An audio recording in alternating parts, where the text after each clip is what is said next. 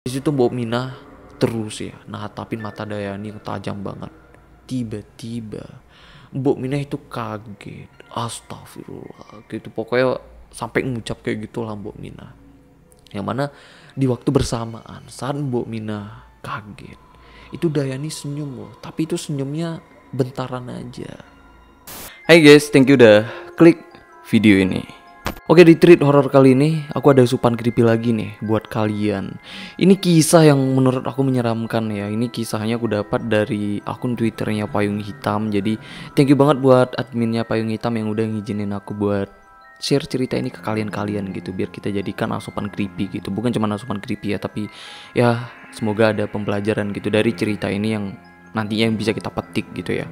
Oke lah, langsung aja kita ke ceritanya. Tapi kayak biasa nih, bagi kalian yang belum join dengan kita di sini para risk creepers, kan bisa join dulu pastinya dan subscribe channel ini dan aktifkan juga logo loncengnya biar kalian dapat notif pas aku publish konten terbaru. Karena di sini kita bakal terus penuhin asupan creepy setiap minggunya. Oke lah, kayak biasa, siapkan cemilan dan minuman kalian, cari posisi ternyaman juga, redupkan lampunya, kita mulai ceritanya.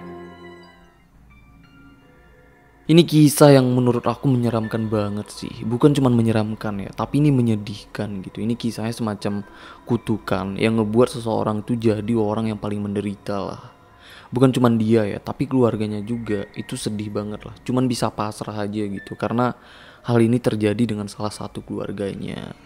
Nah, tadi pas aku baca kisahnya ini ya, ini kayaknya ceritanya ya, atau kisahnya itu kayak hampir-hampir mirip lah dengan kisah atau kasusnya Annelies Michel. Jadi soal Annelies Michel itu dulu udah pernah aku bahas ya di konten aku, itu kayaknya sekitar setahun yang lalu lah. Karena kan dulu aku memang sering gitu kan ngebahas kasus-kasus kayak begituan.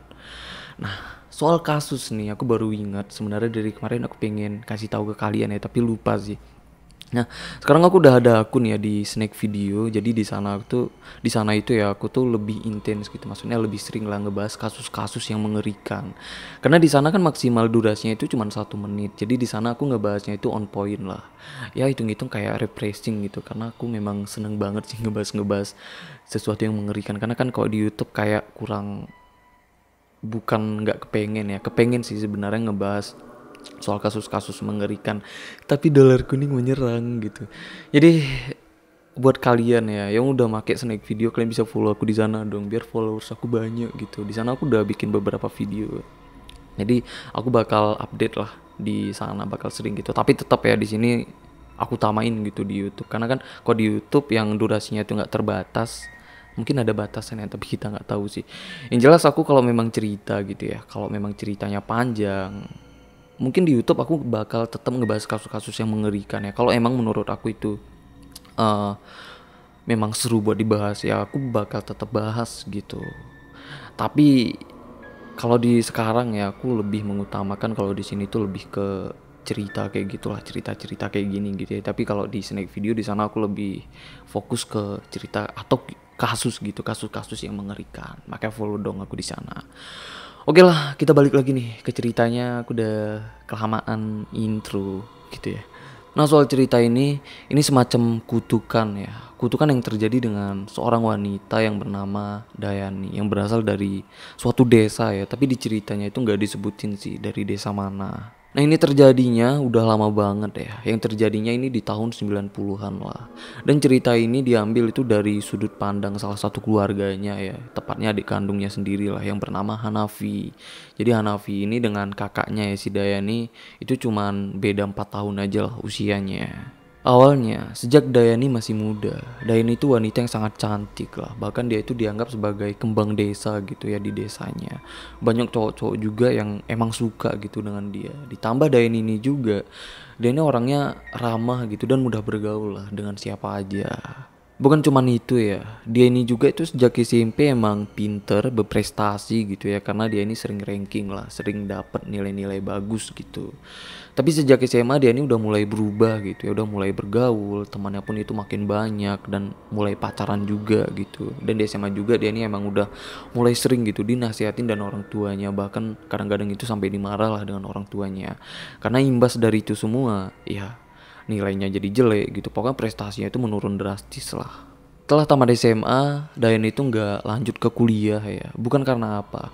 Karena di wilayahnya dia, di tempatnya dia, kalau cewek itu nggak lanjutin kuliah, itu dianggap hal yang wajar gitu. Karena biasanya kalau cewek ya udah tamat SMA, itu langsung nunggu ada yang ngelamar gitu loh. Bahkan kebanyakan itu bukan SMA ya, tapi udah tamat SMP itu langsung nunggu ada yang ngelamar.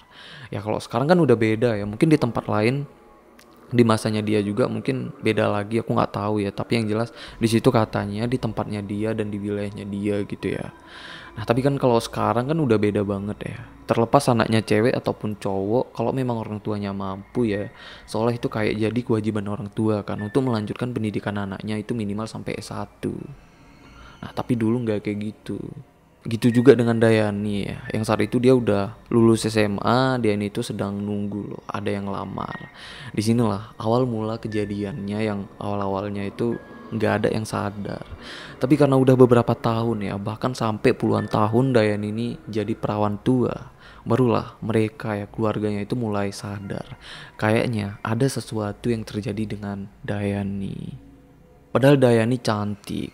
Sejak SMA juga dia ini emang sering pacaran gitu ya, bahkan gonta-ganti pacar gitu. Ya biasalah cinta monyet gitu ya. Tapi pas udah waktunya, udah usianya gitu ya untuk dia nikah, itu malah nggak ada loh yang mau dengan dia. Dan yang lebih ngerinya lagi nih, ada terjadi sesuatu dengan Dayani ini yang mana itu benar-benar mengerikan ya, karena secara perlahan sikap dan fisiknya pun itu berubah secara nggak normal. Nah semuanya bermula setelah 4 tahun Dayani tamat SMA. Itu nggak ada loh satu orang pun yang datang ngelamar dia.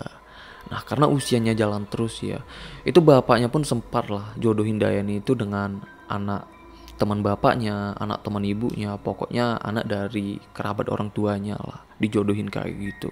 Ya awalnya berhasil gitu ya, mereka dikenalkan, tapi ujung-ujungnya selalu tuh pihak dari laki-lakinya itu kayak menghindar, nggak mau gitu dengan Dayani. Yang akhirnya ya bapak Dayani ini itu bener-bener ngerasa malu gitu dengan warga-warga di sana.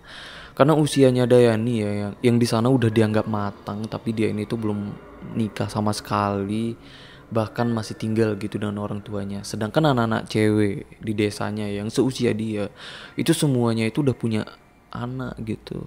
Sampai satu titik orang tuanya itu berharap banget lah, semoga gitu ada yang datang ngelamar anaknya si Dayani. Nah orang tuanya juga itu bingung ya, kenapa sih kok bisa gitu, padahal Dayani baik, cantik juga, tapi kenapa dia ini kayak sulit gitu dapat jodohnya. Pokoknya orang tuanya sadar lah dengan kecantikan dan kebaikan Dayani, kayaknya dia tuh nggak layak lah buat kesulitan dapatin jodoh. Tapi semakin bertambahnya usia Dayani, dia ini makin nunjukin sikap-sikap aneh yang secara perlahan itu bener-bener berakhir ekstrim banget.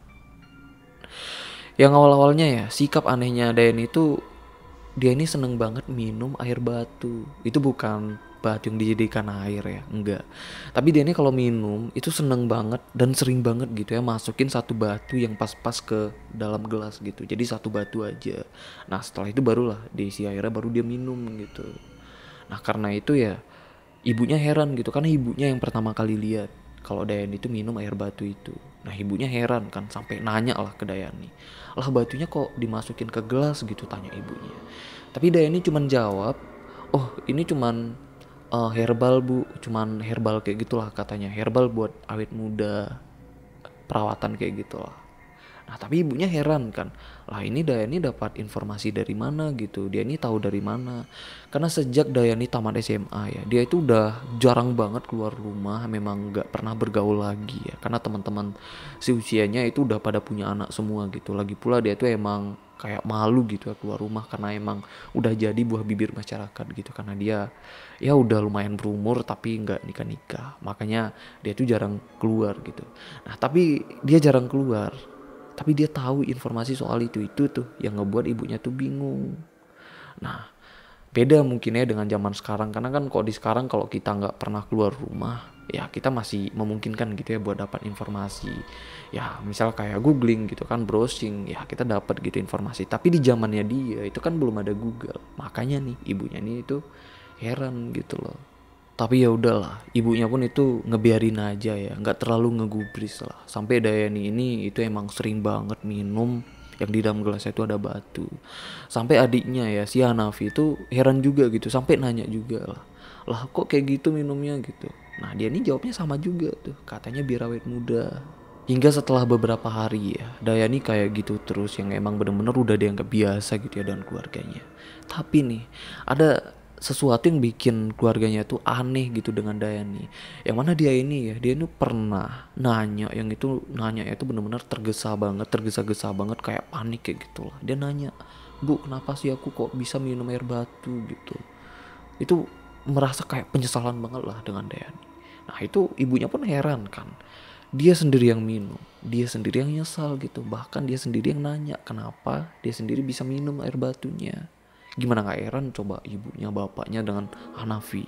Karena itu Dain itu sering banget sedih, kayak bener-bener penyesalan banget lah buat dia, sampai ibu bapaknya itu heran gitu, kok sampai segitunya gitu. Padahal dia pokoknya di mata ya ibu bapaknya dia tuh kayak nggak ngelakuin kesalahan besar gitu, tapi Daya ini itu dilihat dari penyesalannya itu kayak udah ngelakuin kesalahan yang besar banget lah, kayak penyesalan. Dan karena itu juga dia tuh sering sedih gitu. Tapi nih beberapa hari kemudian si Hanafi ini ngeliat lagi tuh kalau Dayani minum lagi pakai yang di dalam gelasnya tuh ada batu gitu. Diingatin kan akhirnya dengan Hanafi, lah kok diminum lagi gitu, jangan diminum ntar nyesal sendiri loh. Tapi dia tuh bener-bener gak gubris loh, dia tuh tetap lanjutin minumnya.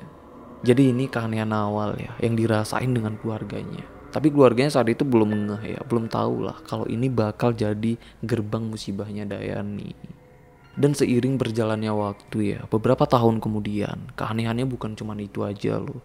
Tapi Dayani ini tuh udah mulai sering banget pikun ya, yang itu bener-bener gak wajar lah terjadi di usianya saat itu. Yang mana saat itu dia ini masih berusia 25 tahun. Nah jadi Dayani itu sering banget lupa ya dengan apa yang barusan dia lakukan gitu loh. Jadi Hanafi ini sering banget yang ngelihat Dayani pagi tuh nyapu teras lah di depan rumah. Nah dia tuh nyapu kan kayak biasa. Setelah nyapu dia tuh masuk ke rumah tuh. Tapi baru beberapa menit dia keluar lagi ngambil sapu lagi. Dia sapu lagi tuh teras yang sama, tempat yang sama dia sapu lagi.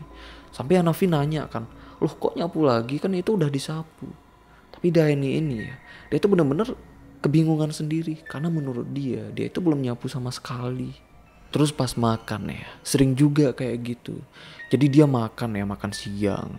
Dia mana dia itu makannya di dapur gitu ya. Setelah makan dia masuk ke kamar. Gak lama kemudian ya, baru beberapa menit dia keluar lagi tuh dari kamar, ngambil piring lagi, makan lagi tuh. Pokoknya dia tuh ngelakuin aktivitas yang sama lah, cuman dalam beberapa menit. Nah di situ Hanafi heran lagi kan, dia nanya lagi lah, loh kok makan lagi gitu, kan barusan udah gitu dibilang sama Hanafi gitu. Nah di situ dia tuh kebingungan lagi tuh, karena menurut dia seingatnya dia kalau dia tuh belum makan. Pokoknya kayak gitulah yang digambarkan dengan Hanafi ini ya. Yang mana Dayani ini itu sering banget lupa. Yang mana dia itu kalau ngelakuin sesuatu itu sering banget double dalam waktu yang bersamaan. Lalu nih ada kejadian lagi. Dari kejadian ini itu orang tuanya bener-bener baru mulai curiga. Ada sesuatu yang terjadi dengan Dayani. Nah itu karena orang tuanya ya, bapaknya itu udah resah banget dengan keanehan Dayani. Terutama saat Dayan itu minum yang di dalam gelasnya itu ada batu gitu. Jadi bapaknya ini udah bener-bener resah lah. Jadi akhirnya bapaknya ini ngambil batunya yang ada di dalam kamar Dayan, yang mana dia nyimpen batunya itu di kamarnya lah. Jadi diambil tuh dan bapaknya disembunyiin. Nah bapak ini sembunyiin itu karena bapaknya ini juga itu udah pernah curhat gitu ya dengan teman-temannya kayak gitu soal keanehan Dayani.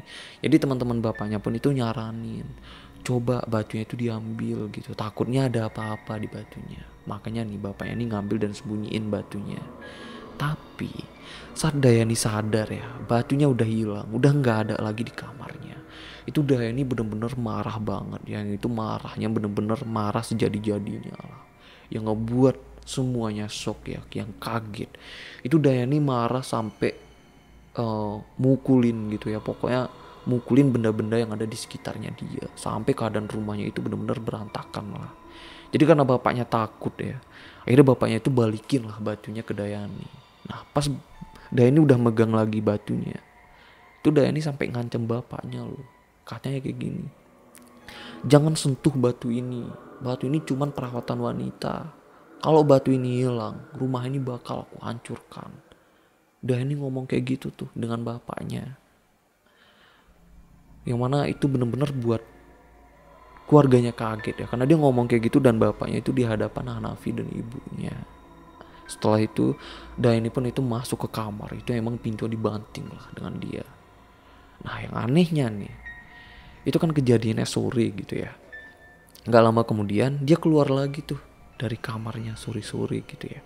Nah rutinitas Dayani ini kalau di rumah dia itu nyuci piring lah biasanya. Tapi karena kejadian itu ya ibunya itu kayak segan gitu ya nyuruh Dayani buat nyuci piring. Jadi ibunya ini nyuci piring lah yang harusnya itu tugasnya Dayani. Nah pas Dayani keluar kamar, dia langsung bilang tuh dan ibunya yang sedang nyuci piring. Lah kok ibu yang nyuci piring? Sini bu biar Dayani aja gitu. Dia ngomongnya itu lembut loh, kayak dia ngomong kayak biasanya. Ya udahlah akhirnya gantian gitu kan Dayani yang nyuci piring. Setelah Dayani nyuci piring kayak biasa juga, dia biasa kalau setelah nyuci piring sore-sore itu Dayani bikin kopi bapaknya lah. Ya udah itu dia bikin juga ya kopi bapaknya, dia kasih tuh ke bapaknya. Dan itu dia lakuin sama sekali tanpa canggung loh, dan sama sekali nggak merasa bersalah. Biasanya orang kalau emang merasa nggak bersalah pasti ada canggung kan. Ini canggungnya pun nggak ada loh. Sampai orang tua itu bingung ya. Itu Dayani apa bukan gitu. Maksudnya yang marah-marah tadi itu Dayani apa bukan ya. Pokoknya orang tua udah mulai mikir kayak gitulah. Selain itu orang tuanya pun mikir ya. Karena kan Dayani itu sering banget pikun kan. Dia sering banget lupa dengan apa aktivitas yang barusan dia lakukan. Itu sering banget gitu. Jadi orang tuanya pun sempat mikir juga gitu. Oh mungkin Dayani lupa gitu dengan kejadian barusan. Nah lalu malamnya ya pas makan malam itu bapaknya ibunya sebenarnya nunggu gitu buat Dayani ini minta maaf. Tapi Dayani itu sama sekali nggak merasa bersalah loh, dan Dayani pun itu nggak minta maaf dan nggak ngebahas soal kejadian tadi sore. Nah karena Dayani nggak ngebahas ya akhirnya bapaknya lah membuka pembahasan soal itu. Bapaknya nanya nih, kamu kenapa tadi sore kok marahnya bisa kayak gitu gitu ya, ditanya sama bapaknya. Nah Dayani jawab tuh, dia jawabnya tuh pokoknya ini bener-bener aneh lah. Dia jawabnya kayak gini, oh batu itu cuman perawatan wanita aja pak, supaya awet muda. Batu itu nggak ada apa-apa kok pak gitu. Dia cuma jawab kayak gitu, bahkan dia tuh nggak minta maaf sama sekali.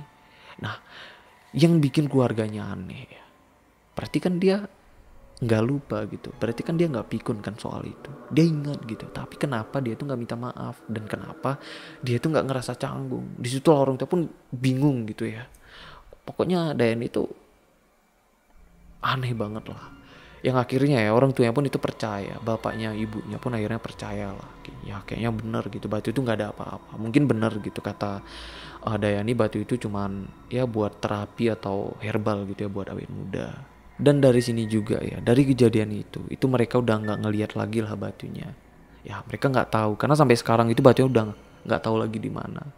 Karena semenjak itu mereka nggak tahu ya apa mungkin batu itu disimpan dengan Dayani gitu kan di tempat yang lebih tersembunyi lagi, atau mungkin dia buang, itu nggak ada yang tahu tuh. Lalu setelah itu terjadilah sesuatu yang ini emang bener-bener bikin orang tuanya itu makin ngerasa aneh. Tapi awalnya ya mereka ngiranya kalau ini tuh kabar gembira gitu loh. Karena saat itu datang seorang lelaki ya yang berasal dari desa situ juga yang bernama Didi, datang gitu dengan bapak dan ibunya ngelamar Dayani. Makanya nih ibunya Dayani ya, bapaknya termasuk Dayani itu seneng banget lah. Ternyata akhirnya ada nih orang yang datang ngelamar dia. Apalagi Didi ini tuh teman kecilnya Dayani ya. Jadi mereka ini sebelumnya itu emang udah saling kenal juga. Apalagi pas lamaran itu Dayani dan Didi pun itu emang langsung akrab kayak gitu kan. Makanya nih orang tua itu seneng banget lah. Apalagi Didi ini itu dianggap anak yang berpendidikan banget ya. Karena di masa itu kalau ada orang kalau udah sarjana itu dianggap berpendidikan kali lah. Mungkin ya kayak gitu. Tapi di situ nggak dijelasin ya di ceritanya kayak gitu. Yang jelas Didi ini dianggap berpendidikan banget karena udah sarjana, yang mana dia ini juga itu udah tinggal di Jakarta ya, dan udah kerja juga di salah satu perusahaan yang ada di Jakarta. Didi ini saat itu emang kebetulan pulang kampung yang niatnya emang mau ngelamar Dayani. Nah pas itu ya itu pihak Didi, pihak Dayani itu udah seneng banget, dan mereka ini juga emang udah dianggap cocok gitu lah. Karena Dayani juga itu cantik kan, dianggap sebagai bunga desa, jadi maka dianggap cocok. Nah setelah mereka berjalan ya, hubungan mereka ini udah berjalan selama beberapa hari. mulai nih terjadi hal-hal yang paling gak diinginkan gitu ya dengan pihak keluarganya Dayani.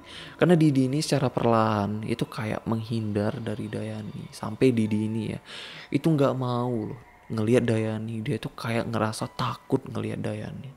Pokoknya itu Didi ini kayak gak mau lah ngelihat Dayani. Nah Dayani sampai curhatkan dengan ibunya dan bapaknya, kenapa Didi kayak gitu loh. Nah karena ini ya orang tua ini udah mulai mikir kayaknya keanehannya itu bukan dari lelakinya, maksudnya yang salahnya itu bukan pihak laki-lakinya gitu ya, tapi kayaknya emang ada yang aneh gitu dengan Dayani. Karena sebelumnya Dayani ini emang udah pernah dijodohin juga gitu kan dengan anak teman bapaknya, dengan anak teman ibunya gitu. Tapi setelah mereka berjalan beberapa hari ya hubungannya itu selalu kandas loh hubungannya. Sama juga tuh kejadiannya kayak Didi ini. Nah karena udah penasaran ya, bapaknya ibunya udah ngerasa nggak enak gitu ya, udah ngerasa aneh dengan Dayani. Akhirnya Hanafi dan bapaknya itu bikin rencana gitu, buat bertamu ke rumahnya Didi gitu. Akhirnya mereka bertamu lah ya ke rumahnya Didi, niatnya itu mau nanya baik-baik gitu. Kenapa sih kamu nggak mau gitu dengan Dayani? Kenapa kamu takut ngeliat Dayani? Maksudnya mau nanya kayak gitulah. Nanya nih akhirnya. Tapi syukurnya ya saat itu Didi pun ngejawabnya itu emang bener-bener jujur. Yang mana dia itu emang ngejawab apa yang dia lihat dan apa yang dia rasain. Nah kenapa Didi yang diceritakan tapi cowok-cowok sebelumnya nggak diceritakan sedetail kayak Didi ini?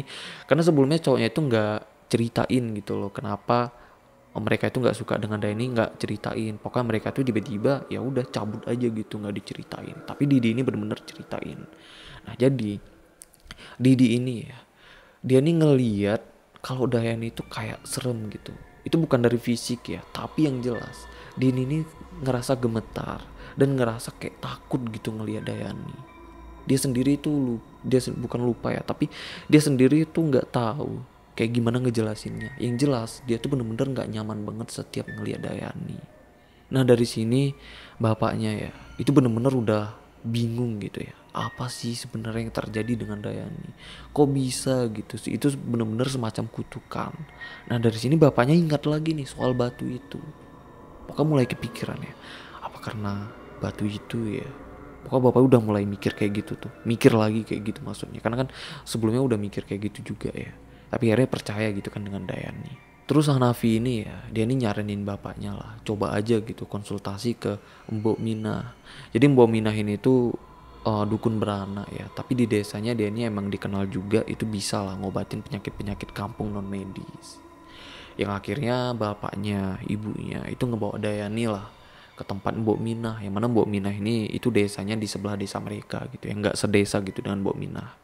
Lalu mereka ini ke rumah Mbok Minah ya. Sampai di sana mereka ini emang ceritain gitu dengan Mbok Minah soal apa yang terjadi dengan Dayani, semua keanehannya ya. Termasuk Dayani ini sulit dapat jodoh itu diceritain lah dengan Mbok Minah. Nah di situ Mbok Minah ngerasa heran gitu loh. Karena kan Dayani cantik, apalagi pergelakan Dayani juga itu lembut gitu. Jadi kenapa Dayani ini sulit dapat jodoh? Itu kenapa? Itu maksudnya herannya kayak gitulah Mbok Minah ini ya. Lalu Mbok Minah pun itu ngecek, tapi sebelum dicek ya, bapak ibunya itu diminta lah megangin tangan Dayani. Jadi kalau memang Dayani tiba-tiba kerasukan ya itu udah ke backup gitu karena tangannya udah kepegang gitu kan. Nah di situ lalu setelah itu Mbok Minah minta gitu dengan Dayani, tatapin mata Mbok ya gitu. Dan Mbok Minah pun itu natapin lah mata Dayani. Jadi mereka ini kayak saling tatap-tatapan. Di situ Mbok Minah terus ya natapin mata Dayani yang tajam banget. Tiba-tiba Mbok Minah itu kaget, astagfirullah gitu. Pokoknya sampai ngucap kayak gitulah Mbok Minah. Yang mana di waktu bersamaan saat Mbok Minah kaget, itu Dayani senyum loh. Tapi itu senyumnya bentaran aja. Setelah itu Dayani diajak ngobrol lah ya. Itu maksudnya untuk memastikan gitu, itu masih dia apa bukan gitu kan. Tapi pas diajak ngobrol ya Dayani ini masih nyambung gitu. Dan itu ternyata masih dia. Dia ini gak kerasukan. Nah tapi soal senyumnya tadi ya nggak tahu ya. Yang jelas itu senyumnya benar-benar aneh. Yang mereka tuh nganggapnya itu aneh banget lah. Nah di situ Mbok Minah ya, itu ke muka Mbok Minah itu udah tegang banget. Mbok Minah itu udah kelihatan kayak ketakutan banget gitu. Setelah diperiksa kayak gitu, bapak ibunya pun langsung nanya kan, kenapa Mbok gitu? Kenapa Mbok Dayani kenapa gitu? Apa yang ada di dalam tubuh Dayani? Di situ Mbok Minah jawab lah, ada sosok di dalam tubuhnya Dayani. di dalam tubuhnya Dayan itu ternyata nggak sendiri. Mbok Mina bilang kayak gitu tuh dengan bapak ibunya, yang di situ bapak ibunya pun itu langsung kaget ya, karena ternyata selama ini ada sosok di dalam tubuhnya Dayani. Makanya nih Dayani itu kayak sering ngelakuin hal-hal aneh yang sebelumnya itu nggak pernah dia lakuin. Apalagi Dayani ini marah ya kayak sebelumnya, padahal sebelumnya itu dia nggak pernah lo marah sekeras itu. Dan Mbok Minah pun di situ nyaranin ya ke bapak ibunya Dayani agar Dayani ini secepatnya diruqyah gitu, supaya jin yang ada di dalam tubuhnya Dayani itu bisa keluar, atau Dayani ini bisa terbebas lah dari jin yang ada di tubuhnya. Setelah pulang, bapak ibunya itu emang langsung ya merencanakan untuk ngeruqyah si Dayani ini. Tapi Dayani itu nolak gitu ya untuk diruqyah. Katanya kalau dia itu normal gitu. Bahkan Dayani ini tuh tersinggung gitu dengan Mbok Minah karena dia ini dianggap jinnya gitu. Jadi dia mikirnya Mbok Minah nganggap kalau Dayani ini jin gitu, bukan sosok yang ada di dalam tubuhnya. Kayak gitulah. Nah akhirnya dibujuk lah ya dengan bapak ibunya, nggak apa-apa diruqyah aja gitu buat demi kebaikan kamu juga lah, kata ibunya. Tapi Dayani itu tetap nolak, yang mana Dayani nolaknya ya itu makin keras, yang akhirnya Dayani itu bener-bener marah banget tuh dengan bapak ibunya, sampai dia masuk ke kamar ya, itu pintu kamarnya dibanting lagi tuh dengan dia. Yang mana ini kejadiannya siang ya. Lalu malamnya bangun tuh dia keluar kamar gitu kan. Begitu keluar kamar dia langsung nyamperin bapaknya.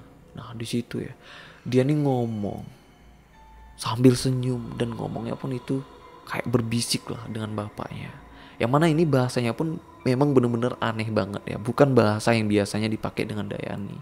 Ini itu bahasa daerah mereka juga, tapi bahasa daerahnya itu bahasa daerah yang halus banget lah. Jadi kalau di Indonesia kan kayak gini lah artinya, kalian dan nenek tua itu gak akan berhasil, gak akan pernah berhasil. Dia ngomong kayak gitu tuh, kayak berbisik tuh ngomong dan bapak ibunya. Setelah dia ngomong kayak gitu ya, Dani jatuh tuh pingsan. Itu pas dia jatuh itu kan kedengaran kan bunyinya, kedebruk gitu. Nah ibunya yang sedang di kamar itu denger tuh, langsung keluar kamar panik.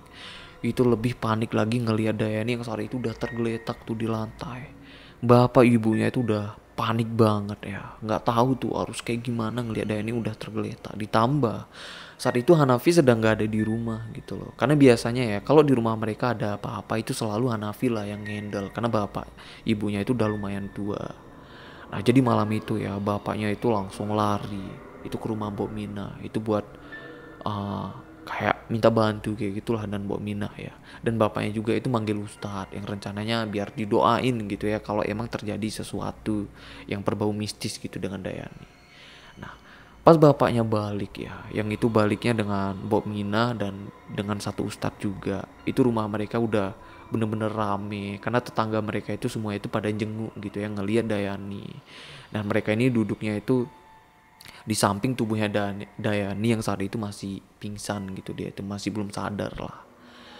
Pas Mbok Minah masuk ya, itu Mbok Minah langsung ngucap loh, kaget astagfirullah. Karena Mbok Minah ngeliat ada satu sosok, itu sosok besar, hitam, yang sedang ngedudukin tubuhnya Dayani. Tapi sosok itu cuman Mbok Minah aja tuh yang ngeliat, yang lainnya tuh nggak ngeliat ya. Jadi yang lainnya tuh nggak tahu lah. Mbok Minah masuk, dia tuh bilang lah kayak gitu dengan yang lainnya ya. Pas semua yang lainnya tuh udah tahu itu, semuanya pada keluar berhamburan karena ketakutan. Akhirnya Mbok Minah itu masuk lah, ngedekatin tubuh Dayani. Nah di situ Mbok Minah, Ustadz itu juga ya, bapak ibunya itu benar-benar duduk lah di dekat Dayani. Yang mana di situ akhirnya Dayani itu kayak diobatin kayak gitu ya, dengan ustadznya didoain juga kayak gitu. Nah di sini nih ada kejadian lagi ya, yang mana di situ semuanya itu udah pada keluar, termasuk bapak ibunya pun itu disuruh keluar gitu ya, karena Mbok Minah itu mau berinteraksi gitu atau mau ngobrol gitu dengan jin yang ada di dalam tubuhnya Dayani yang saat itu sedang ngedudukin tubuhnya Dayani. Nah di sini mereka semua ya itu benar-benar ngedengerin loh suara jinnya, tapi mereka tuh nggak ngelihat tubuhnya. Jadi mereka cuma denger, yang mereka dengar itu Mbok Minah ngobrol dengan sosok yang nggak ada wujudnya gitu. Nah suaranya ya, jadi mereka ini ya tetangganya, ibunya, bapaknya itu cuman dengar suaranya, suara jinnya gitu, yang katanya itu suaranya aneh banget ya, karena suara itu kayak serak-serak nggak kayak pada umumnya, dan suaranya juga itu nggak kayak suara cewek dan nggak kayak suara cowok. Pokoknya mereka ngerasa aneh lah gitu ya dengan suaranya. Dan bahasanya juga itu pakai bahasa daerah mereka juga ya, tapi itu bahasanya halus banget yang mereka ini udah jarang loh denger orang yang pakai bahasa itu pas ngobrol. Mungkin yang pakai bahasa itu cuman orang yang udah tua banget gitu ya, atau kakek-kakek yang udah tua banget, nenek-nenek yang tua banget tuh yang masih pakai bahasa itu. Dan bahasa itulah dipakai jinnya gitu buat ngobrol dan Mbok Mina. Isi percakapan Mbok Mina dengan jin itu intinya ya, Mbok Mina ini nanya lah, kamu siapa gitu, kenapa kamu masuk ke tubuh Dayani, kenapa kamu ngebuat Dayani itu menderita, kayak gitulah. Tapi jin itu cuman jawab ya, katanya ini tempatku gitu katanya, aku nyaman di sini. Pokoknya dia ngaku kalau dia tuh nyaman lah ada di tubuh Dayani. Tapi kalau ditanya siapa yang ngirim kamu ke sini, tapi jin itu nggak pernah lo mau ngejawab siapa yang ngirim dia ke tubuhnya Dayani. Lalu setelah itu Dayani itu didoain lah ya dengan tetangganya yang ada di situ, yang hadir di situ, yang mana itu doanya dipimpin dengan ustadz juga. Itu buat mendoakan Dayani yang saat itu keadaannya itu belum sadar juga loh. Dan itu doanya pun berhenti sampai bener-bener Dayani itu sadar, yang mana dia sadarnya itu udah hampir tengah malam ya, jam setengah 11 malam. Pas sadar dia itu udah dalam keadaan linglung banget lah. Pokok kayak kebingungan gitu dengan ngelihat sekitarnya. Singkat cerita, besoknya Dayani ini itu diruqyah ya di musola. Jadi juga nih diruqyah. Dan selama sebulan dia ini diruqyah itu sampai 4 kali ya. Tapi anehnya, selama sebulan itu juga mukanya Dayani itu perlahan makin tua loh. Mulai nih fisiknya ini mulai berubah gitu ya. Kantung matanya juga itu mulai melebar. Yang mana matanya itu kayak longgar gitu loh, kayak mau jatuh matanya. Tubuhnya pun itu makin kurus, tapi sikapnya itu berubah kayak sikap anak kecil ya, yang mana dia ini sering senyum-senyum kayak gitulah, maksudnya senyum tanpa sebab kayak gitu loh, dan ngelakuin hal-hal random. Pokoknya sikapnya ini bener-bener kayak anak kecil. Ngelihat Dayani yang bener-bener udah mengerikan kayak gitu ya, itu orang tuanya pastinya terpukul banget lah, sedih banget lah orang tuanya ngelihat anaknya udah kayak gitu ya. Itu mereka pun terus berdoa dan rukyahnya pun itu makin sering lagi ya mereka lakukan. Yang mana Mbok Minah ini juga itu selalu ngebantuin proses rukyahnya. Lalu soal batunya, Mbok Minah juga itu tahu kan soal batunya karena sebelumnya memang udah diceritain gitu ya dengan bapak ibunya Dayani. Nah di situ akhirnya Mbok Minah ini minta gitu ya dengan mereka, coba cari gitu batunya. Barangkali batu itu jimat gitu kata Mbok Minah. Atau mungkin ada jimat lain lah yang emang ditaruh ke orang lain gitu buat mengantarkan jinnya ke dalam tubuh Dayani.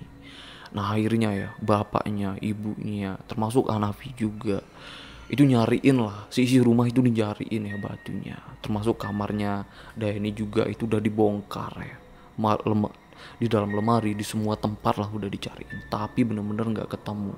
Sampai di sekitaran rumahnya juga itu udah dicari gitu ya, barangkali memang ada orang lain yang naruh jimat gitu, yang dipercaya biasanya ya kalau kayak gitu jimat itu untuk mengantarkan jinnya itu ke dalam tubuhnya gitu, ke tubuhnya Dayani.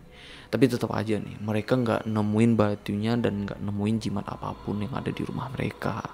Dan saat itu mereka itu nggak nemuin batunya ya, yang pastinya mereka itu nggak nemuin jalan keluarnya loh, sampai mereka ini bingung, itu nggak tahu harus ngapain lagi gitu. Dan mereka pun itu benar-benar nggak kuat ya ngeliat Dayani yang terus-terusan kayak gitu.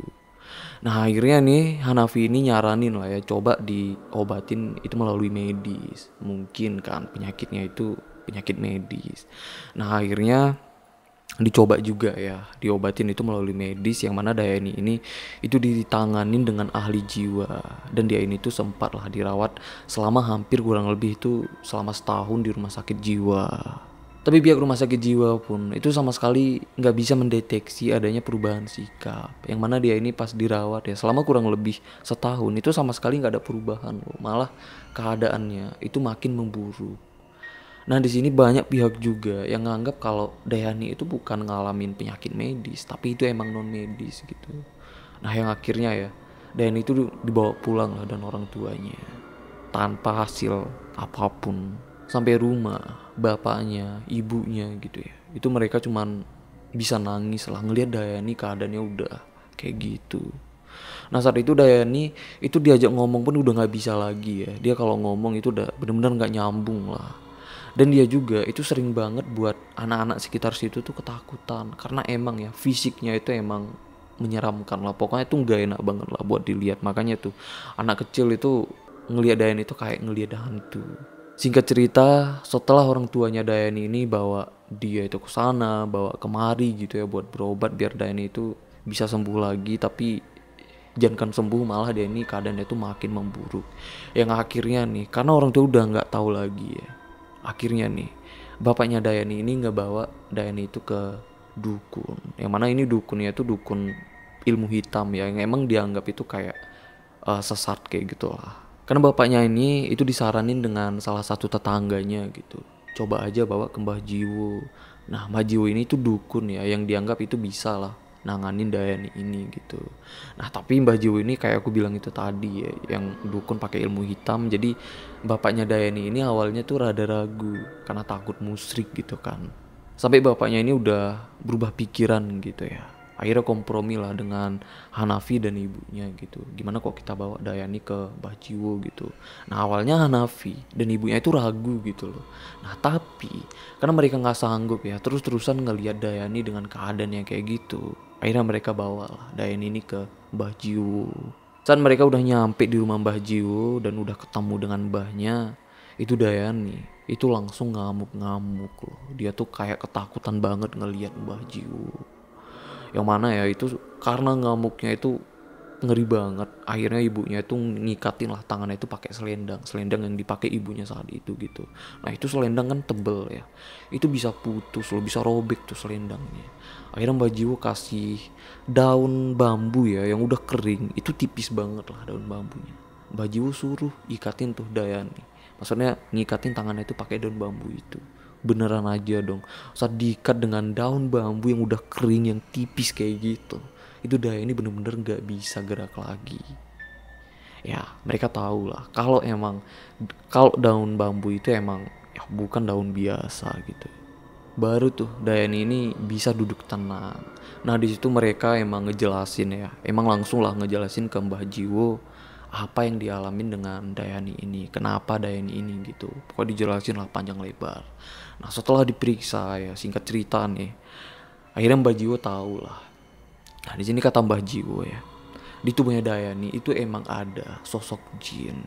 Jin itu hitam besar. Nah, jin yang digambarkan dengan Mbah Jiwo itu sama persis loh dengan jin yang digambarkan dengan Mbok Mina. Soal jin yang ada di dalam tubuhnya Dayani itu. Tapi sebenarnya masalahnya bukan cuman wujud jinnya ya, tapi di situ Mbah Jiwo juga bilang katanya jin itu selalu nutupin aura asli Dayani, dan jin itu dikirim orang lain ke Dayani yang tujuannya emang mau membuat Dayani itu menderita loh, termasuk dia tuh gak akan pernah menemukan jodohnya. Jadi aura asli Dayani itu gak akan pernah bisa dilihat dengan lelaki ya yang berniat mau meminang atau menikahi Dayani ini. Jadi buat lelaki yang emang berniat gitu ya, buat lelaki yang tulus dengan Dayani, dia tuh gak akan pernah ngelihat aura aslinya. Jadi yang dilihat dengan Dayani itu aura jinnya. Makanya nih semua laki-laki yang udah kenal dengan dia ya, maksudnya dia tuh sebelumnya kan udah dijodohin gitu kan dengan anak bapaknya, anak teman bapaknya gitu, anak teman ibunya, tapi selalu gagal kan, termasuk dengan Didi juga itu selalu gagal kan. Nah, ternyata mereka itu emang ngelihat aura jin yang ada di dalam tubuhnya Dayani gitu. Tapi mereka bukan ngelihat jinnya ya, tapi mereka cuma ngerasain auranya. Jadi itu ngebuat mereka itu ngerasa takut dan ngerasa gak nyaman lah kalau ngeliat dan dekat dengan Dayani ini. Dan Mbah Jiwo juga bilang ya, jin yang ada di dalam tubuhnya Dayani itu bener-bener udah menyatu dengan sempurna di tubuhnya. Makanya nih tubuh Dayani itu berubah secara perlahan, yang mana berubahnya itu menyerupai sosok jin yang ada di dalam tubuhnya. Jadi fisiknya dia itu akan menyerupai sosok jinnya gitu loh. Nah, itu jinnya kan kurus, matanya besar gitu ya. Dayani pun kayak gitu tuh, maksudnya gak menyerupai 100% ya, tapi adalah menyerupai. Nah, Mbah Jiwo juga bilang katanya setiap jin yang dikirimkan ke orang lain itu selalu ada bukti yang tertinggal berupa jimat gitu, yang mana jimat itulah media yang mengantarkan jin itu ke tubuh orang lain, misalnya kayak ke tubuhnya Dayani ini. Dan Mbah Jiwo juga bilang gitu ya, ada nggak jimat yang mereka temukan di rumah gitu. Kali aja jimat itulah jimat yang mengantarkan jin itu ke tubuhnya Dayani. Nah di situ bapaknya langsung teringat lagi kan dengan batu itu, diceritain lah lagi tuh ya soal batunya. Nah di situ Mbah Jiwo bilang kalau emang bener batu itu jimatnya, batu itulah yang sebagai gerbang jin itu masuk ke tubuhnya, dan itu juga gerbang untuk jin itu keluar. Nah di situ Mbah Jiwo bilang coba ambil, bawa gitu, maksudnya bawa batu itu ke rumah Mbah Jiwo gitu, biar Mbah Jiwo tuh ngeluarin jin yang ada di tubuhnya Dayani. Nah dari sini mereka pulang gitu ya, sampai ke rumah itu mereka bertiga ya, Hanafi, bapaknya dan ibunya itu bener-bener nyariin lagi lah tuh batunya. Biarpun mereka udah nyariin sebelumnya ya nggak ketemu, tapi mereka tetap tuh nyariin lagi. Itu sisi rumah dicariin loh, sampai banyak lah barang-barang di rumahnya itu dibongkar tuh demi biar batu itu dapet. Tapi sayangnya setelah mereka nyari dalam beberapa hari, batu itu nggak juga loh ditemukan. Akhirnya mereka balik ke rumah Mbah Jiwo tanpa bawa batu itu. Saat nyampe di rumah Mbah Jiwo pun tahu ya kalau batu itu nggak ditemukan. Di situ Mbah Jiwo langsung lesu karena tanpa batu itu ya, tanpa jimatnya, jin yang ada di dalam tubuhnya Dayani itu nggak akan bisa keluar. Jadi Mbah Jiwo itu nggak akan bisa buat jin itu keluar dari tubuhnya Dayani.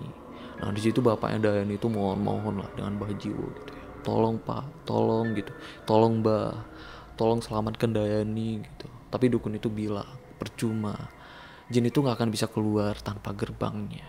Bisa aja dia keluar gitu ya katanya, tapi kapasitas Mbah Jiwo itu nggak lebih kuat dari jin itu. Jadi itu resikonya besar dengan Mbah Jiwo ini ya, untuk Mbah Jiwo ini. Maka Mbah Jiwo ini dia tuh nggak kuat gitu, nggak berani untuk menaklukkan jin yang ada di dalam tubuhnya Dayani. Nah lalu di sini Mbah Jiwo pun itu nawarin mereka gitu ya, mau nggak gitu untuk berinteraksi dan ngelihat secara langsung jin yang ada di dalam tubuhnya Dayani. Dan itu mereka pun ya, bapaknya, ibunya, dan Hanafi itu mau loh. Tapi itu ada syaratnya yang kata Mbah Jiwo ya. Dia di situ jelasin juga syaratnya. Nah, syaratnya mereka ini tuh harus mandi rutin, yang itu mandinya kayak mandi wajib mungkin ya. Ada gak dikit-dikit mirip kayak gitu lah. Nah, mereka ini mandinya ya, itu harus mandi pakai daun sirih dan jeruk purut gitu, dan mandinya pun itu harus rutin setiap subuh selama 7 hari ke depan. Bukan cuman itu ya, dan mandinya pun itu harus diiringin dengan semacam doa atau mantra kayak gitulah. Yang pasti doanya itu bukan doa kayak di agama ya, nggak, beda. Karena itu bahasanya bahasa daerah yang saat itu mantranya itu dicatat gitu dan Mbah Jiwo di kertas. Jadi mereka bawa pulang lah tuh kertasnya, dan di rumah mereka ini mempraktekkan persyaratannya gitu, persyaratan untuk bisa ngelihat jin yang ada di dalam tubuhnya Dayani. Tapi bukan cuma itu, masih ada satu persyaratan lagi ya. Jadi selama 7 hari juga mereka itu nggak boleh makan yang ada campuran garamnya. Please jangan tanya sama aku nggak ngerti. Aku juga ini baca ceritanya ya dari tweetnya gitu. Oke kita lanjut ya. Nah kayak gitulah syaratnya ya yang harus mereka jalanin itu selama 7 hari ke depan, agar mereka itu bisa untuk berkomunikasi dan ngelihat jin yang ada di dalam tubuhnya Dayani itu secara langsung. Setelah 7 hari mereka memenuhi persyaratannya, itu mereka pun balik lagi lah ke rumah Mbah Jiwo. Nah di situ Mbah Jiwo, begitu mereka nyampe di rumah Mbah Jiwo, itu Mbah Jiwo udah mempersiapkan tempat gitu ya buat mereka. Nah kayak biasa, setiap mereka ke rumah Mbah Jiwo, itu Dayan itu selalu ngamuk ya, tapi itu selalu diikat lah tangannya pakai daun bambu kering yang emang udah disiapkan dengan Mbah Jiwo. Sebelum mulai juga ya, Mbah Jiwo ini ngingetin lah ke mereka, karena itu ada pantangannya gitu ya. Tapi mereka ini kalau mau nanya itu boleh gitu, mau nanya apapun itu diperbolehkan. Tapi pantangannya mereka itu nggak boleh terlalu takut, dan mereka ini nggak boleh terlalu marah, dan nggak boleh terlalu sedih juga. Pokoknya nggak boleh terlalu emosional lah saat berkomunikasi atau berhadapan dengan jin yang ada di dalam tubuhnya Dayani. Karena kalau kayak gitu, jinnya akan merasa menang, dan jinnya itu akan mendominasi, yang memungkinkan itu keadaannya akan jadi lebih buruk lagi. Lalu mereka pun semuanya itu siap ya, yang mana mereka ini tuh duduk bertiga, itu bapaknya, ibunya, dan Hanafi duduk berbaris lah kayak gitu. Dan itu pakai semacam kain sarung ya. Mereka ini memang harus kayak gitu, nggak tahu sih di cerita kayak gitu. Mereka ini semuanya itu bertiga itu pakai kain sarung, duduk rapi di hadapan Dayani, karena Dayani juga itu didudukkan di hadapan mereka. Nah setelah udah rapi kayak gitu ya duduknya, itu Mbah Jiwo langsung ngelap lah semua muka mereka itu dengan kain basah, yang pastinya kain itu emang udah diisi doa lah dengan Mbah Jiwonya. Pas muka mereka dilap ya, itu mereka semuanya disuruh tutup mata. Setelah itu mereka disuruh buka mata. Disitulah mereka ini ngeliat di hadapan mereka ya, itu ada sosok yang duduk. Itu sosok yang bener-bener sosok hitam, besar, tapi itu badannya kurus banget. Dan matanya juga itu bener-bener kayak matanya Dayani. Matanya itu gede ya, dan kantung matanya itu kayak longgar gitu loh. Jadi kelihatan matanya itu kayak mau jatuh. Kira-kira gambaran jinnya ya, sosok yang ada di depan mereka tuh kayak gitulah yang dilihat dengan bapaknya, ibunya, dan Hanafi ini. Bapaknya Dayani ya itu langsung nanya, jadi bapak Dayani pun itu kayak ngobrol ya dengan jinnya kayak gitu, yang katanya itu suaranya lembut banget dan bahasanya pun itu bener-bener halus banget loh. Itu bahasa daerah yang kayak aku ceritakan itu tadi ya, bahasa daerah mereka juga, tapi bahasa daerahnya itu bahasa daerah yang biasanya itu orang-orang zaman dulu yang pakai. Dan mereka juga itu nggak total ngerti gitu arti atau maksud dari apa yang dibilang dengan jinnya. Tapi yang mereka tangkap ya, kata jin itu, dia tuh nggak akan mau keluar, dan dia tuh nggak akan bisa keluar dari tubuhnya Dayani. Dan Dayani juga itu nggak akan bisa selamat. Yang soalnya jin itu kayak bersumpah ya, kalau Dayani itu nggak akan bisa selamat lagi. Dan bapaknya Dayani juga ya, itu nanya lah ke jinnya gitu, siapa yang ngirim dia ke tubuhnya Dayani. Tapi jinnya itu bener-bener gak jawab loh. Jadi kurang lebih kayak gitulah percakapan mereka dengan jin itu ya, yang katanya sebenarnya itu percakapannya panjang banget, tapi mereka gak ngerti semuanya. Dan percakapannya pun itu udah kebanyakan lupa ya, karena ini kejadiannya udah lama banget. Nah jadi setelah itu sayangnya ya, itu Dayani tetap gak sembuh juga. Dan itulah saat mereka bawa Dayani ke Mbah Jiwo, itu adalah pengobatan terakhir Dayani. Karena setelah itu ya, ibunya, bapaknya, dan Hanafi juga itu benar-benar kayak udah pasrah. Kayaknya Dayani itu gak akan bisa sembuh lagi. Yang akhirnya Dayani ini ya, itu benar-benar nggak sembuh sampai dia meninggal. Dia meninggal itu di tahun 2003 di usianya ke 31 tahun. Yang mana dia itu meninggal mendadak. Jadi itulah cerita soal Dayani ya, yang mana menurut aku ini ceritanya serem banget. Tapi gimana sih menurut kalian soal cerita ini? Karena kan cerita ini kayak gimana ya, aku sering sih dengar cerita-cerita kayak gini gitu ya, entah dari teman aku, dari siapa lah kayak gitu cerita. Tapi cerita tuh nggak sekomplit ini gitu loh. Paling cuman, oh ini tuh kena santet, ini tuh kena santet gitu loh. Misalnya kayak baca-baca di browsing juga gitu kan. Tapi ini bener-bener sih, aku dapat ceritanya tuh komplit. Dan ini pun cerita kayak bener-bener realistis banget sih ceritanya. Tapi aku gak tahu sih ini benar apa enggaknya ya. Terlepas dari benar apa enggaknya, seenggaknya cerita ini bisa jadi pembelajaran buat kita semua, yang pastinya bisa jadi asupan creepy buat kita semua. Oke lah, sampai sini aja. Thank you banget buat kalian yang masih santuy nonton sampai menit ini. Thank you banget. Oke lah, aku Rizka Wadiono. Bye.